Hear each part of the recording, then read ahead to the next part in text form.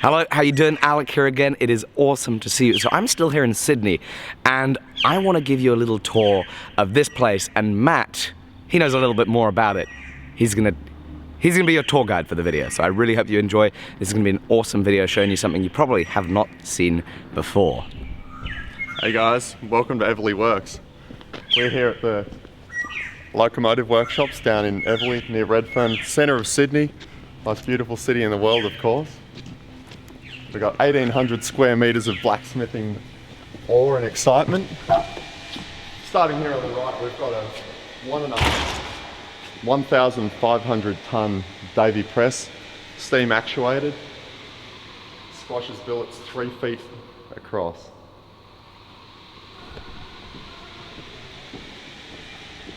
This whole workshop's driven off steam. They used to build steam locomotives here. It was founded 129 years ago, and it ran right up until about 25 years ago. At that time it was taken over by some artist blacksmiths, some friends of mine, and they just moved out and we've just moved in.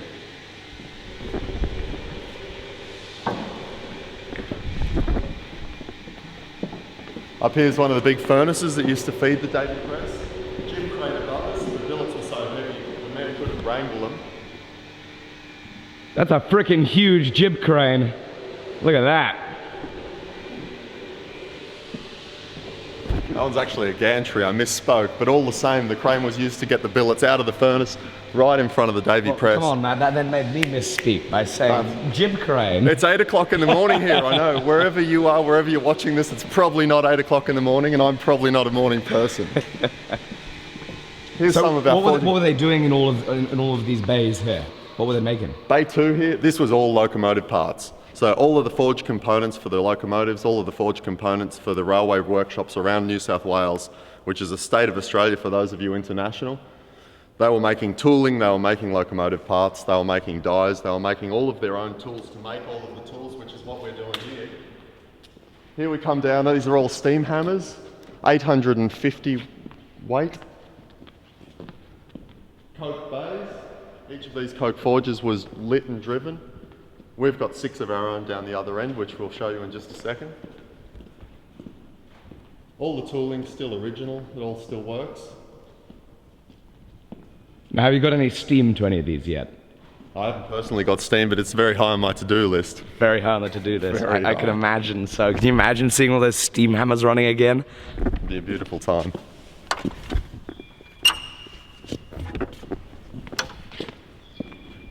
So all of this is all you guys now? This is us, this is the south bays. We've got the south end of bays 1 and 2. The part we just walked through is static at the moment. It's been a curated exhibition so that people can walk around, they can get a feel for the heritage of the blacksmithing. This half of the shop is absolutely running. Just about everything you walk past works, with the exception of a couple of really big machines, which if we pump steam into them, they'd fly straight away. And again, on my to-do list.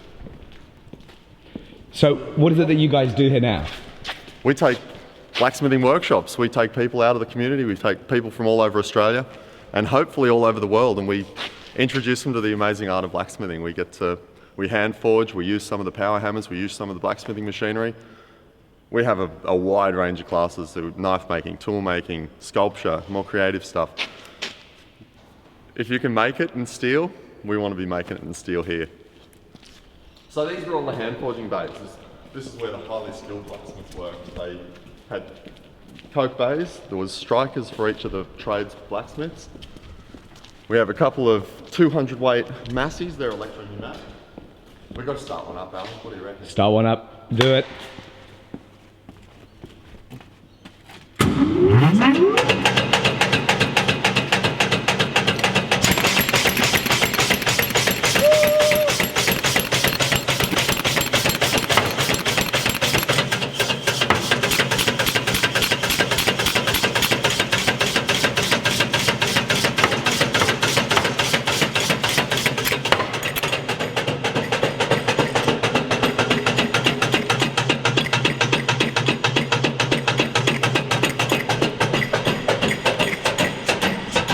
So this is bay 2. As I said, this is 130 years old over here, and a lot of the machinery reflects that big guillotine there. One's off the flywheel, and I swear to God, if that flywheel ever came loose, you'd find it at Redfern Station. There's so much momentum and there's so much inertia. Hey, what are these things? These are roots blowers. They're actually a pretty famous design because these used to supply high volumes of low pressure air for all of the coke forges. So these guys were actually And this is powered by steam? These are all steam powered, and if you have a look at the design of them, they actually mirror the same design as the double arch steam hammers. So if you imagine this is your steam reservoir, this is your top, and your die would be here. These are your double arches. They're actually designed by the same guy that designed the big 40 hundredweight steam hammer that we just Wait, there's a 40 hundredweight steam hammer here? We have a 40 hundredweight steam hammer. Oh, good lord. This is our 700 weight Mattson. This is, you might have seen Alec driving this a bit earlier in the week, but it's a gentle giant. It's beautiful. It's so responsive. This isn't original to the workshop though. When would this have been installed, do you think? I believe it was put in the 50s. Yep. So it is original to the railway workshop, but it's not as old as the railway workshop. I think they were putting that in with the proliferation of some of the repair work they were doing here. The big steam hammers were just too big for the smaller forgings they were doing when they were repairing the locos. So they got a more manageable hammer that they could drive a little bit easier. They don't need a driver because you can actuate that with your foot. These guys, that's a 20 hundredweight steam hammer. Do you want to go stand there for scale? Just for scale. And he's tall. I'm 6'2". It's a Goliath. So this is a 20 hundredweight? This is a 20 hundred. So that would be in the region of, it's about a ton, right? It's a ton of falling parts. Yeah. 1 ton going up and down. Driven right here? Driver behind the curtain. Levers for steam valves. There's our big furnace behind we just walked past. We had that lit the other day to great effect. We've got some billets here prepped actually. This is heading in there next week. What are you making out of that? A6. We're going to draw that down and make some tooling dies out of it. It's a cold working high impact steel, so we got dies to make. Oh yeah, you can put anything under that puppy. That'll eat it. That'll eat it. Yeah. So we've seen this. Is there anything more to see? Well, the jewel in the crown, I guess. This is our 40 hundredweight double arch hammer. I can't spot it. It's hard to find in all of this. Do you have any binoculars?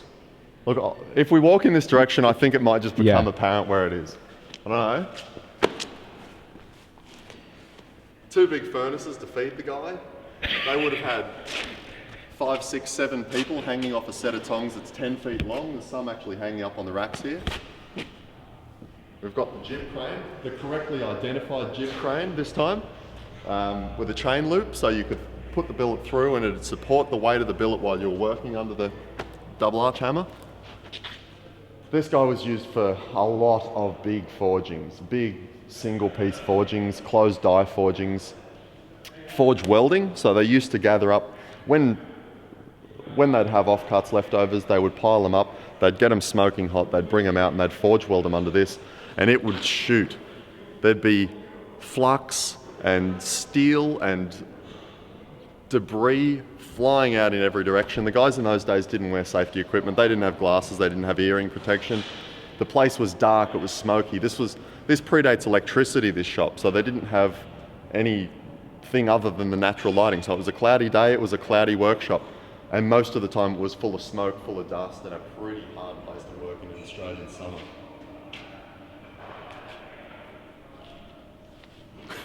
Where can they find out about the classes that you guys teach? Jump online. Everly Works is the best place to find out what we're up to.